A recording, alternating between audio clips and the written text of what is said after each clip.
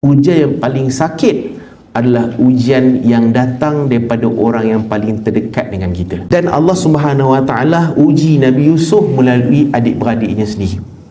Dan cerita pasal adik-beradik, tuan-tuan, memang ada satu kajian ataupun satu sindrom dalam psikologi dipanggil sibling hatred syndrome.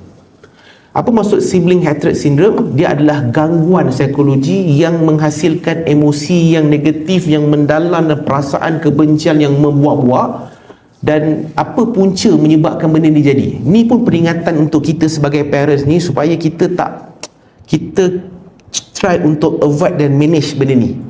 Antara punca-punca seorang itu dia dapat gangguan psikologi apa ni? Sibling hatred syndrome ni, pertama disebabkan oleh perbezaan personality dan pencapaian. Sebab kita sebagai parents mungkin kita telah letakkan KPI, anak yang mak sayang adalah anak yang berderit A dekat dia punya kertas, dia punya result dia. Maka anak yang mungkin tak berapa A dan tak berapa berderit sangat dekat dia punya result exam itu, dia akan rasa rendah diri. Dia akan rasa dia ni tidak disayangi. Sebab kita yang letakkan macam tu. Tuan-tuan, saya ingat Asian parents lah, termasuk saya dulu masa saya membesar kat sekolah Cina. Tuan-tuan, macam tak ada hari esok, tuan-tuan, kawan-kawan saya kena.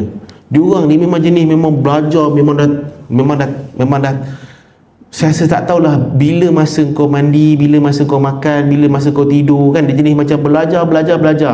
Kita ni at least ada lagi surau juga sekali dua. Ada juga kita ni berhenti makan, tidur.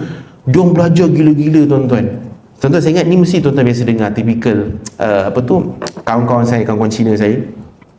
Berderet ada satu je B tu pun lagi 2 markah je lagi nak A. Tuan-tuan, dia kena maki dengan mak dia sampai serasa saya yang kena maki juga. Kenapa dia macam marah aku juga ni?